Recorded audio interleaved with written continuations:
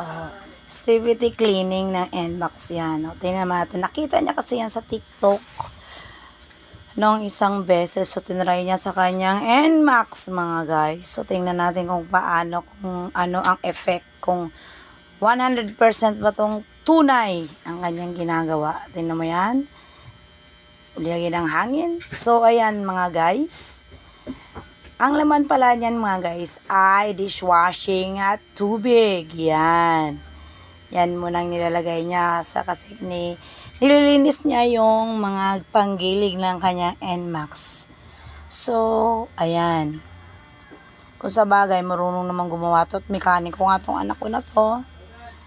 Ayan. Nag-iimbento siya sa mga nakikita niya sa TikTok. Kasi nga, isa siyang henyo mga guys.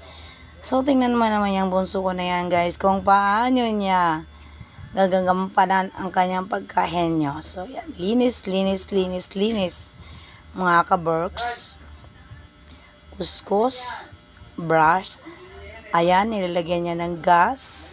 Yan, gas yan guys ha, guys. Yan. Paglilinis kasi marumi. Ayan. Maraming langis-langis na dapat tanggalin. So, ayan. Tingnan natin mamaya kung ang kalalabasan ng kanyang paglilinis ng panggilid ng NMAX. So, ayan. Nakakabili pala ng 100 gas sa aming kapitbahay na si Tebeneran. So, kung gusto niyo bumili ng gas, kerosene, pwedeng bumili sa kanyang tindahan. So, ayan na nga, ay nangina na naman niya sa compressor ang kanyang ginawang DIY na pang spray. Oh, di ba? So, tingnan niyo naman ang linis. Isa nga siyang henyo, guys. Certified 101 henyo talaga siya. So, ayan na nga, di ba? Ang linis. Oh. Oh, ha? Ano ba masasabi niyo dyan, guys? Napakahenyo talaga ng anak ko ito. Si James Warren Liapitan. So, ayan. Haba-haba naman ang video ko. Ayan kasi yan dati, oh, ayan. Nakita niyo yung takip ng kanyang panggilid. Ganun siya karumi.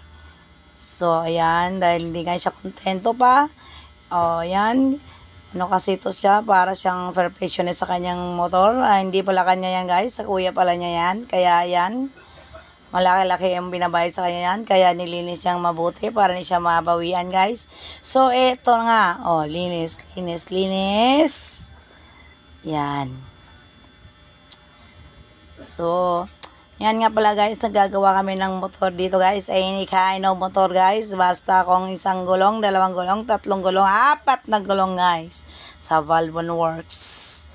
Mag-PM lang kayo sa Valvon or di kaya direct sa James Liapitan or kaya sa Matabangan Vlog. Konektado kami dun. Kasi nga kami nga ang mga mekaniko at marami kaming mga bata guys. Bataan. Always nagkakape sa aming Valvon Tambayan. So, ito na nga guys. Welcome naman kayo tumangbay guys. Magdala lang kayo ng kape kasi dito mga tambay dito addict sa kape. So, ayan na nga. Oh. Di pa siya nakontento. Mayroon pa siguro siya nakikitang mga something na di ka nice sa kanyang mata. O, ayan. So, kitang-kita naman ang mga kalinisan ng kanyang panggilid. So, yan. Nag-i-enjoy siguro siya, kaya yan paulit-ulit. Ganun yan, pag nag-i-enjoy siya sa ginagawa niya, inuulit-ulit niya. So, yan. Dishwashing ang laman niyan at saka tubig. Minsan kasi ginagawa niya, hinalo niya. Dishwashing, konting gas at tubig. Para daw malinis na malinis ang kanyang panggilid. Oh, so, ayan. Clear na clear naman na wala talagang dumi. O, siya. Ayan na, guys. Nag-enjoy siya. Ayan, no, ganun kadumi sa itim na yun, guys. Ang dating panggilid ng NMAX. Kaya naisipan niyang linisin.